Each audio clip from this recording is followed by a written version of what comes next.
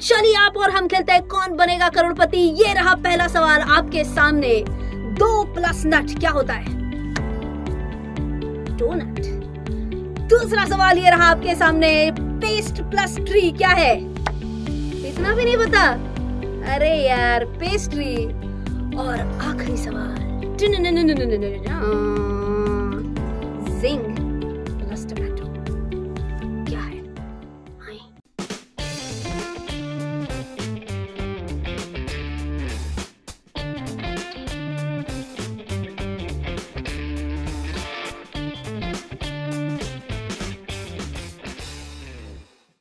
Hey folks, see Rachana Ranade here and I welcome you all to a brand new video which is about understanding the business model of Zomato.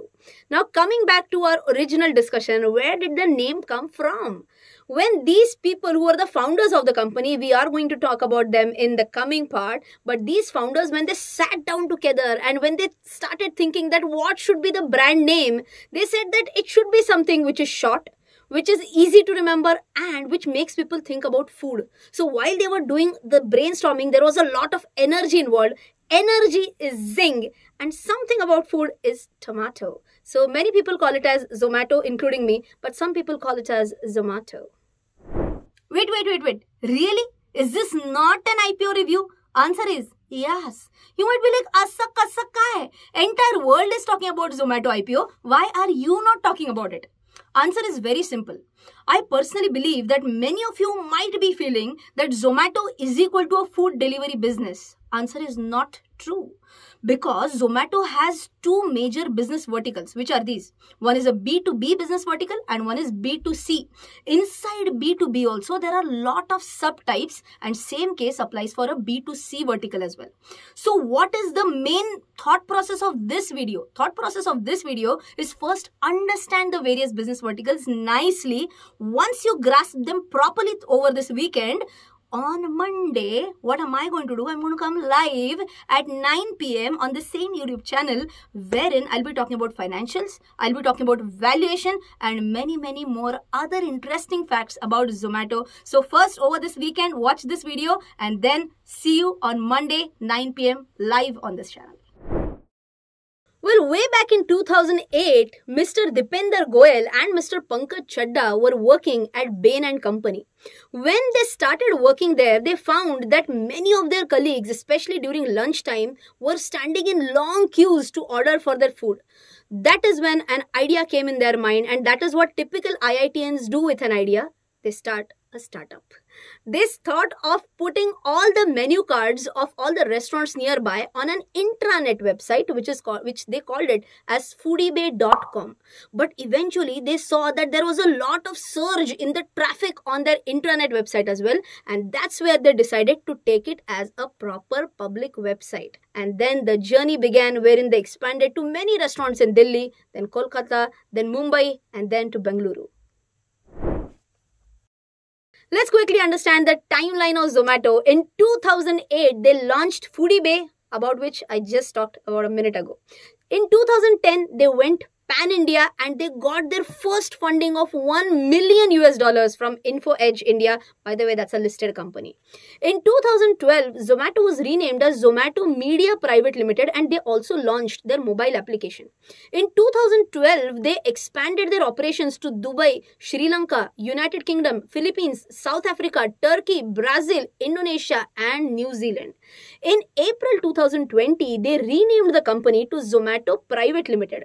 In April 2021, they renamed again the company to Zomato Limited, and currently the company has its presence in 24 countries and 10,000 plus cities across the globe.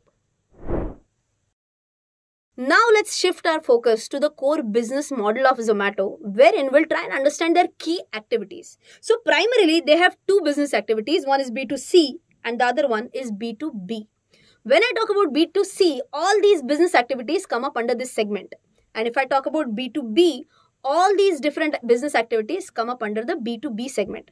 Now what we are going to do, we are going to try and understand in short about all these activities in the coming part of the video. So now let's understand their B2C business model, wherein the first point that we are going to talk is about their food delivery service. You might have wondered that many a times on Zomato, they offer 30 to 40% discount. How on earth can they really bear this big cost? So just have a look at this table. The total 30 to 40%, I'm going to divide it into two parts. 15 to 20%, another 15 to 20%. The first 15 to 20% is nothing, but Zomato says that whatever is the cost in the menu card, they'll charge an additional 15 to 20% over and above that, and that will be there on the Zomato's menu card. So just to give you an example, let's say 100 rupees is the menu card cost in the hotel. That 100 rupees dish on Zomato will be listed at 120, and then Zomato people will say, we are giving you 10% discount. Okay, so who is bearing the discount? Is it Zomato? No, it's you and me who is bearing the discount. Number one. Okay, right hand side, if you check out, it is that 15 to 20% the hotel owner is ready to bear that much cost. How? See, if a person eats at home, there are certain overhead costs which are reduced for the hotel. Like what? Overhead costs like the table is free. Overhead costs like no extra waiter needs to be there. Overhead costs like less utensils to be cleared, right? So hotel owner very happily is ready to give additional 15 to 20% discount. So in short, the first 15 to 20% was borne by people like you and me, and the second 15 to 20% was borne by the hotel. So nowhere in picture Zomato is going to bear the brunt of this big discount. Okay, but of course, just to give you a small note here, that there are certain restaurants like Vadeshwar in Pune where the menu card rate and Zomato ka menu card rate, it's the same. Okay, chalo, with that let's move on.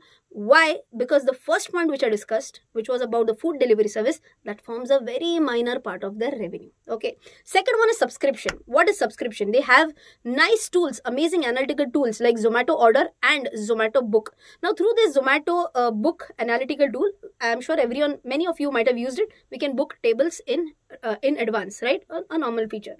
Next one is Zomato loyalty services. Now what is this? I am sure again you might have heard about Zomato Pro and Piggy Bank, wherein you will be able to enjoy complimentary food, complimentary drinks, something like 1+1 on a food or 2+2 on a drinks. In Marathi, we always say Phukat te Paushtik. So it's always good to get all these freebies, right? Plus, you also get a priority delivery as well as money back guarantee schemes. The next one is Zomato other features, wherein they will say you get an on-time delivery or you get the free delivery. So many times what Zomato does is that you have to pay 10 rupees extra. Okay, why 10 rupees extra? If the food doesn't come to your home in time, then you will get the food delivery free of cost. Okay, but then they know that they are going to deliver in time, so that 10 rupees is going to be their income. Thembe thembe tale sache, right? So I hope you have understood what are the different services under B2C.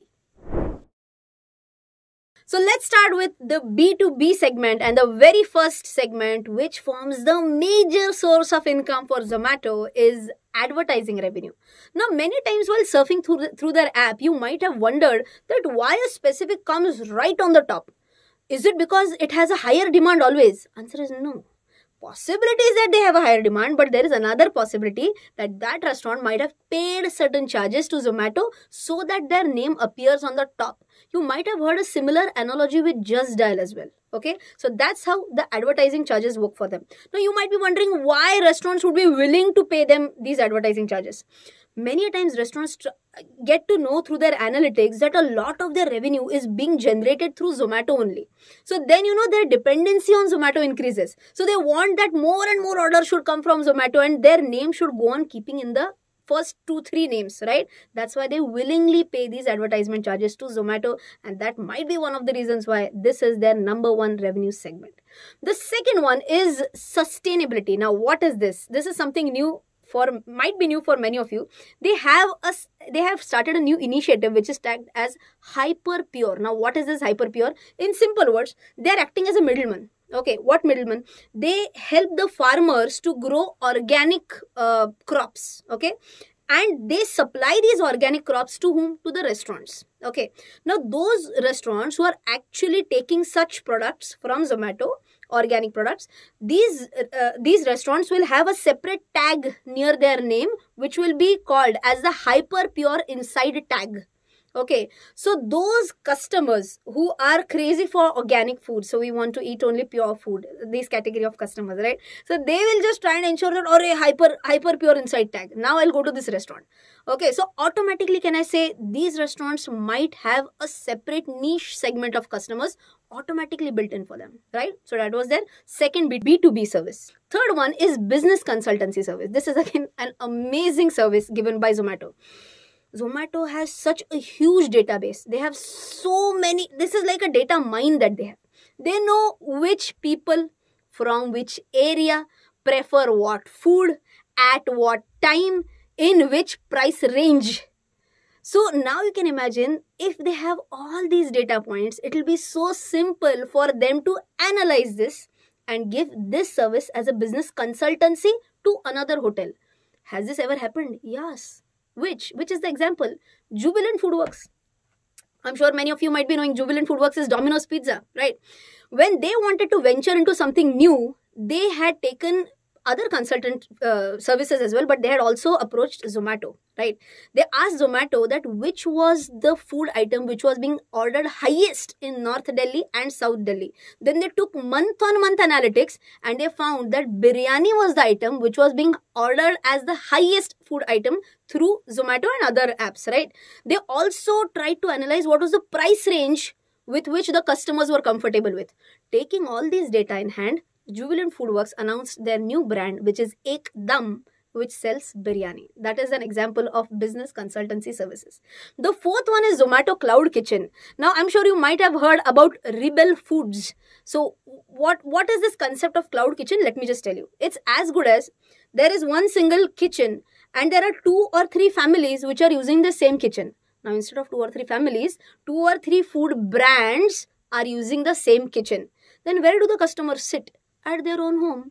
There is no overhead cost. Okay, so they'll just prepare in the kitchen. Food delivery boys will come. They'll take it and go away. Now, if I'm talking again about the Rebel Foods example, they have various brands like Fasos, Behruz Biryani, Oven Story, Lunchbox, and few more. Right? So this is again one of the upcoming areas which is Zomato Cloud Kitchen. Zomato claims that return on investment for this specific segment is more than approximately 80%, and they have broken even in less than a year in this segment, and so far they have completed more than 180 affiliate kitchens. Right? So moving on to the next one. The next one is Zomato White Label Services. Now what is this? So like a customer says, a restaurant says, I don't want to get myself listed on Zomato. Instead of that, Zomato, please make a separate app for me. Zomato says that our basic mold is ready. Okay, it's ready. So we just have to copy paste this as good as make minor modifications. Give it. That is nothing but white labeling. This service is also given by Zomato to other restaurants. And the last one is event segment. And what is this? They have recently introduced something which is known as Zoma Land, and they conduct live events, typically like a New Year's event, a Christmas event, wherein they'll also promote their restaurants which are listed on their app. So I hope all in all you have understood what are the different services which are rendered by them in the B2B segment. Well, it's just that it doesn't have to be any great or mind-blowing business idea to start your own business or have a startup. It's just about observing what's going on in our surrounding. Any small incident, any small problem, if it is identified and tackled in the most clever manner, can become a good business idea like Zomato. It's also said that ideas are no one's monopoly. It's all about execution. So I hope you have loved today's video. If you have, just share it with your friends. Till then, take care. Jai Hind and bye-bye.